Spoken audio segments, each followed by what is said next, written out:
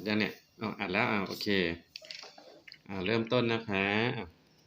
เรารู้แล้วพ่อวางไว้ก่อนอันไหนมากกว่ากันใส่เครื่องหมายไหนเยอะจัดกันใช่ไหมอันนี้ก็เขียนก็เติมเครื่องหมายสิก็เติมเครื่องหมายเข้าไปอันไหนมากกันอันไหนมากกว่ากัน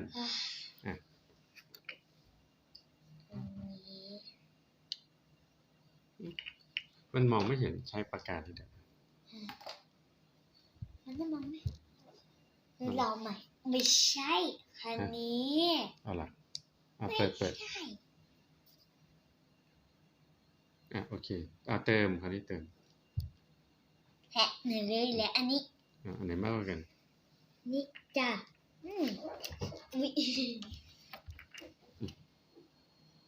อันไหนมากกว่ากัน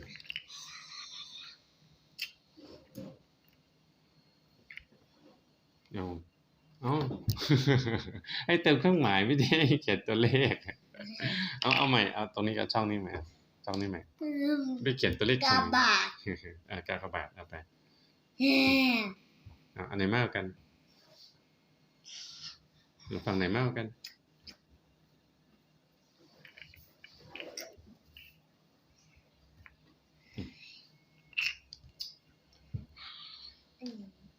นับเลยนับก่อนนับดีๆนะนับเลยอันไหนมากกว่ากันเขียนเลยถ้าคิดว่าถูกก็เขียนเลยถ้าคิดว่าถูกก็เขียนเลยป้าไม่บอกหรอกถ้าคิดว่าถูกก็เขียนเลยอันนี้ยากนะคนนี้ยากอันนี้ยากตึงอันนี้ยากไม่ยากเหรอได้อีกอันนี้ก็ยากอีกอันนี้ก็ยากนะตึงอันนี้ก็ยากโอ้โหทำได้ยังไงเนี่ยเก่งจังเลยอ่านแล้วนะไม่เชื่อหรอกว่าจะทำได้นะอันไหนมากกันเนี่ยเอาไหมให้เขียนเครื่องหมายไม่ได้ให้เขียนตัวเลขอันไหนมากกัน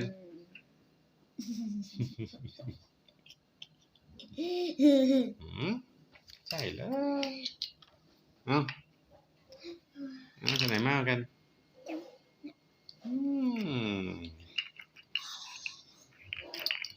เราต้องหาวิธีให้เด็กน้อยทำผิดกัน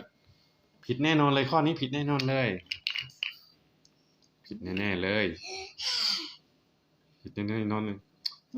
ไม่ยอมผิดอีกข้อนี้ต้องผิดแน่ๆเลยผิดแน่ๆเลยเฮ้ยทำได้ยังไงข้อนี้ต้องผิดนี่เลขใกล้ๆกันเนี่ยต้องสับสนแน่นอนเลยผิดแน่ๆผิดเจ็บใจจริงๆเลยทำได้ยังไงนี่ต้องผิดแน่ๆนี่ต้องผิดแน่เลยข้อนี้ผิดแน่ๆผิดเจ็บใจจริงๆนี่ผิดชัวร์100%ผิดไ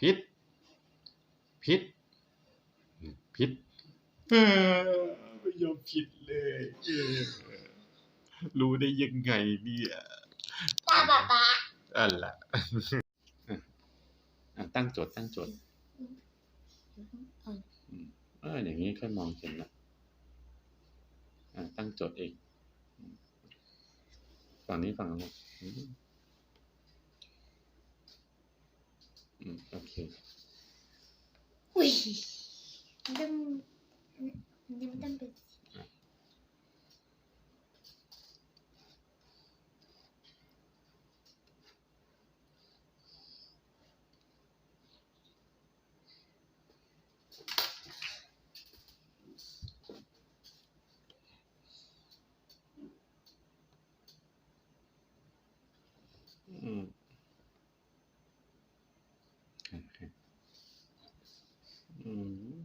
จังเลย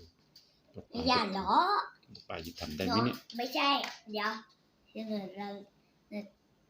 เขียนให้เสร็จก่อนสิเขียนให้เสร็จก่อนยังไม่เสร็จเลย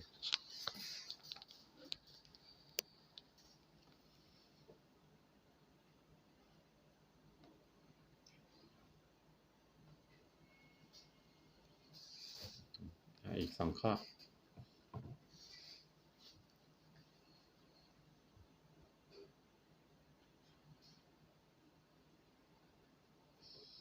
มีเลขเท่ากันไหมเนี่ย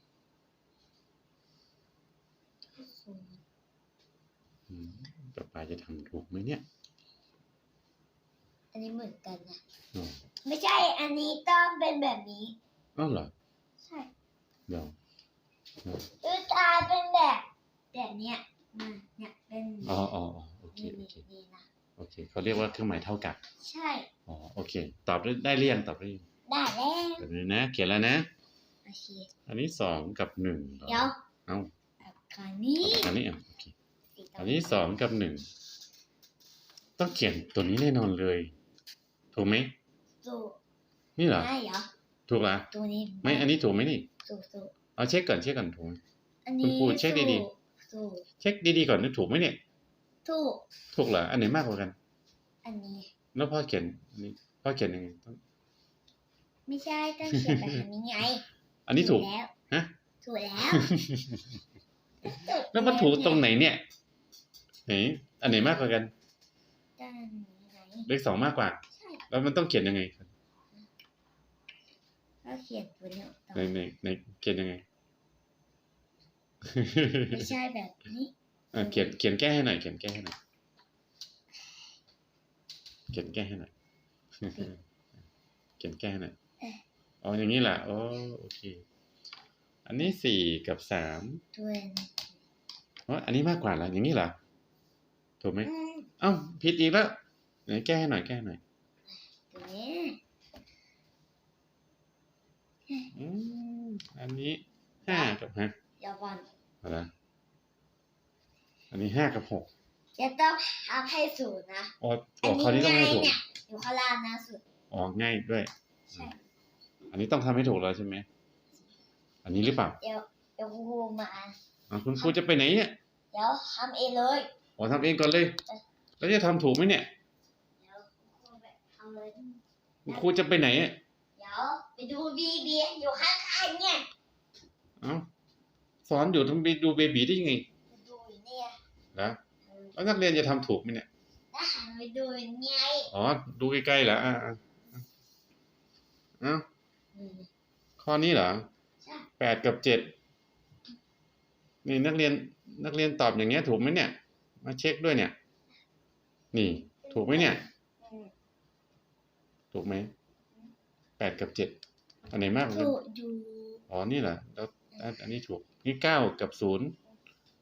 นักเรียนตอบแบบนี้ถูกไหมเนี่ยเนี่ยถูกไหมเนี่ย เก่ง ฮะเก่งถูกแล้วเนี่ย นี่ ไม่ข้อนี้น่ะข้อนี้นั่นนี่ไม่ใช่ข้อสุดท้ายข้อนี้ตอบอะไรข้อนี้ตอบอะไร ผิด เอาให้ตอบยังไงมันตอบที่ถูกยังไง